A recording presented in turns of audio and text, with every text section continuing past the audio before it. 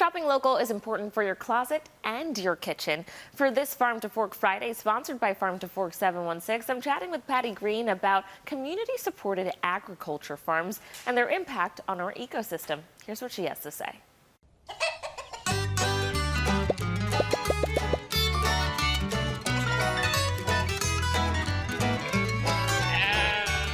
Welcome back to another Farm to Fork Friday. I'm here with Patty Green from our sponsors at Farm to Fork 716. And Patty, today we're talking all about CSA, which is something that I've been hearing about, but for our viewers that may not be aware, can you tell us what it is? CSA is called Community Supported Agriculture. And what it means is that farmers or food artisans will basically start a CSA. It can be a vegetable, or it can be vegetable and fruit, it can be milk, but it's shares. So what the consumer would do is approach one of these farms, and we'll give people a list of participating farms and food artisans, but they'll pay in advance of, let's say, the summer season or the fall season to give the farmers extra money to be able to go into the fields and do the work that they need to do, so we have plenty of agriculture. Nice. Yeah. So what's the pro of doing this versus just going to the grocery store and picking up some vegetables and fruit? Well, number one, you know the farmer. You know what kind of pesticides they use, if at any. Right. And you have a relationship with a farm. And each week you're eating in season. So you're actually enjoying the crop of what's in season.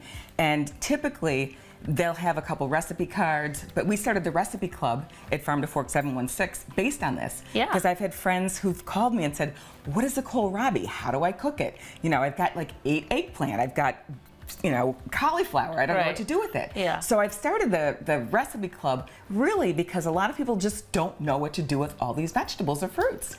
So is it just fruits and vegetables for the CSA, or are there other foods available? There are other foods available. So for instance, in the wintertime, you know, it's buffalo, so there's snow. There are root vegetable shares. So it could be root vegetable shares. There's also milk, egg, cheese shares, and there are meat shares. So like Plato Del Farm, they've got meat shares and fruit and vegetable shares.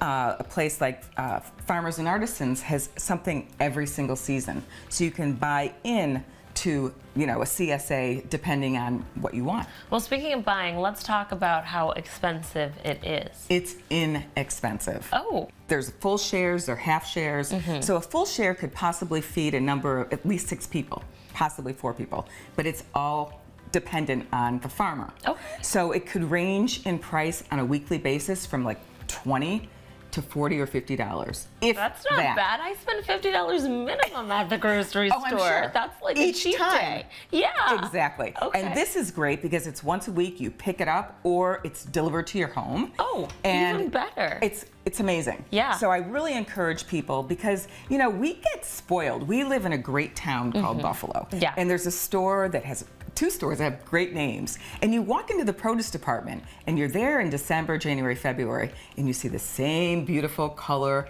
fruits and vegetables. But all of those fruits and vegetables have traveled from either Peru or Mexico. So what they do is they pick them before they're ripe.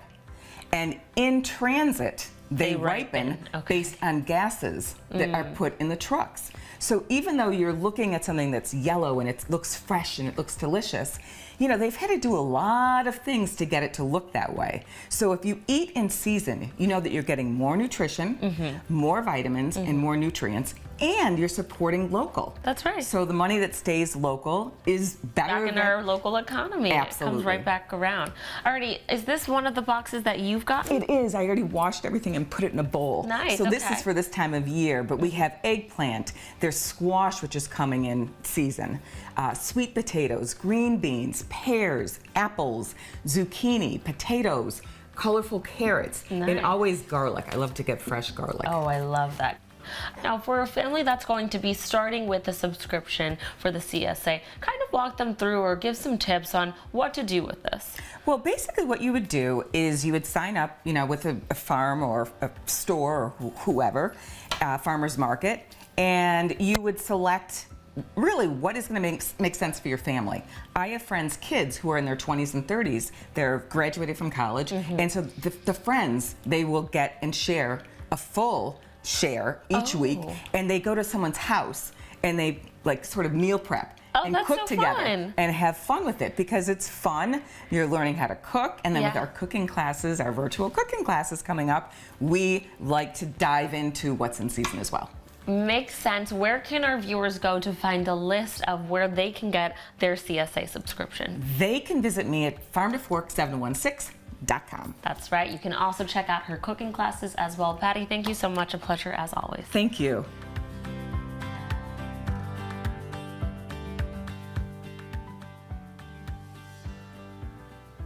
For more information, visit our sponsors at farmtofork716.com.